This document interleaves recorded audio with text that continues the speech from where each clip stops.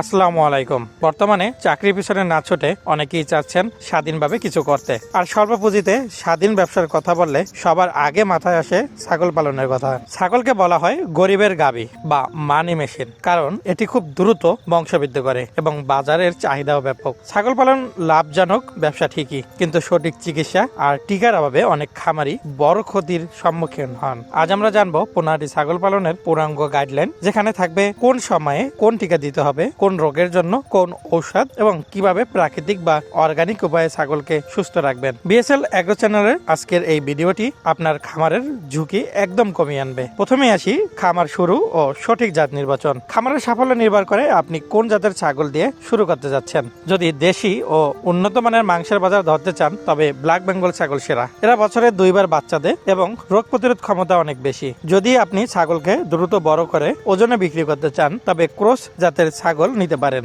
শুরুতে 10টি মাদি এবং একটি ভালো জাতের পাঠা রাখা সবচেয়ে ভালো। বাকি 4টি ছোট বাচ্চা নিতে পারেন বড় করার জন্য। মনে রাখবেন, বাচ্চা কেনার সময় অবশ্যই স্থানীয় বাজার বা বিশ্বস্ত খামার থেকে সুস্থ সবল ছাগল বেছে নেবেন। ছাগল পালনে ঘর বা আবাসন সবচেয়ে গুরুত্বপূর্ণ। ছাগল কোনোভাবেই স্যাঁতসেঁতে পরিবেশ সহ্য করতে পারে না। মাটি থেকে অন্তত 3 থেকে 4 ফুট উঁচুতে বাঁশ বা কাঠের মাচা তৈরি করুন। এতে ছাগলের ঘর সবসময় শুকনো থাকবে এবং মলমূত্র সরাসরি নিচে পড়ে যাবে। এটি ছাগলকে নিউমোনিয়া ও চর্মরোগ থেকে রক্ষা করবে। 15টি ছাগলের জন্য 400 থেকে 500 বর্গফুটের জায়গা প্রয়োজন। ঘরটি এমনভাবে তৈরি করুন যাতে পর্যাপ্ত আলো ও বাধা চলাচল করতে পারে। খাবার খরচ নিয়ন্ত্রণে রাখাই হলো খামারের লাভের মূল চাবিকাঠি। ছাগলের খাবারের 70% হওয়া উচিত সবুজ ঘাস।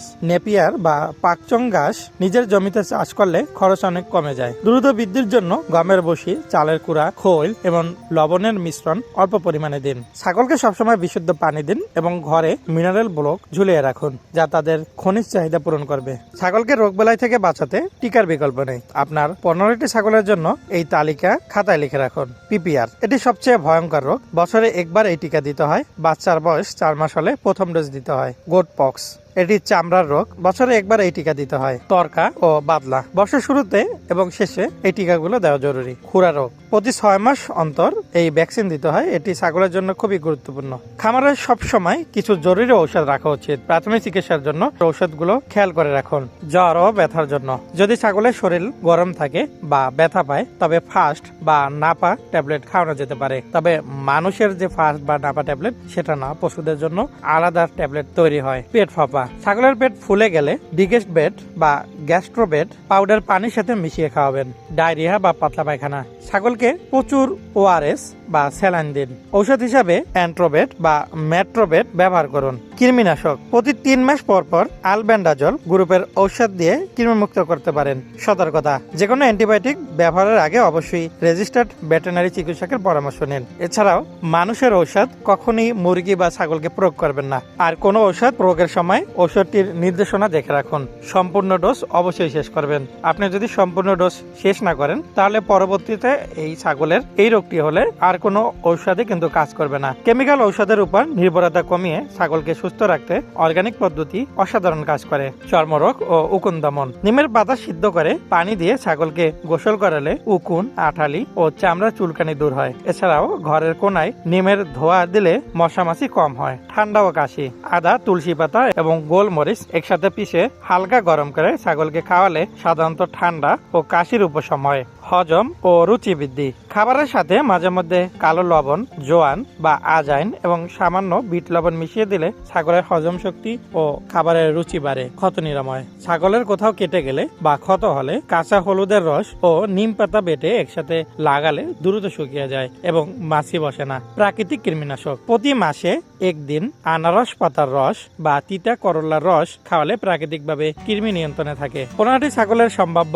আয় ও ব্যয়ের হিসাব এখন তুলে ধরা হলো। চলুন একটি আনুমানিক হিসাব করে দেখি 1 বছরে আপনার অবস্থান কোথায় গিয়ে দাঁড়াবে। ছাগল কেনা 11টি বড় এবং 4টি ছোট, তাতে মোট খরচ হতে পারে 1,30,000 টাকা। ঘর তৈরি, মাচা ও বেড়ায় প্রয়োজন হতে পারে 25,000 টাকা। খাবার খরচ 1 বছরের জন্য নিজের গাছ থাকলে অন্যান্য খাবার নিয়ে খরচ হতে পারে 35,000 টাকা। চিকিৎসা ও ভ্যাকসিন সহ আপনার খরচ হতে পারে 10,000 টাকা। তাহলে মোট বিনিয়োগ দাঁড়ায় 2 লক্ষ টাকা। তবে এক্ষেত্রে মনে রাখবেন, আপনার ঘর তৈরি ও মাচা ও বেড়ার জন্য জন্য যে খরচটা হবে সেটা কিন্তু দীর্ঘমেয়াদী সম্ভব হয়। 10টি মাদি ছাগল যদি গড়ে বছরে 15 থেকে 20টি বাচ্চা দেয় এবং প্রতিটি বাচ্চা বড় করে 8,000 থেকে 10,000 টাকায় বিক্রি করেন, তবে আয় হবে প্রায় 1,60,000 থেকে 2 লক্ষ টাকা। অর্থাৎ প্রথম বছরেই আপনার বিনিয়োগের বড় অংশ উঠে আসবে এবং আপনার হাতে থাকা মূল্য 15টি ছাগল সম্পদ হিসাবে থেকে যাবে। দ্বিতীয় বছর থেকে লাভ হবে অনেক বেশি।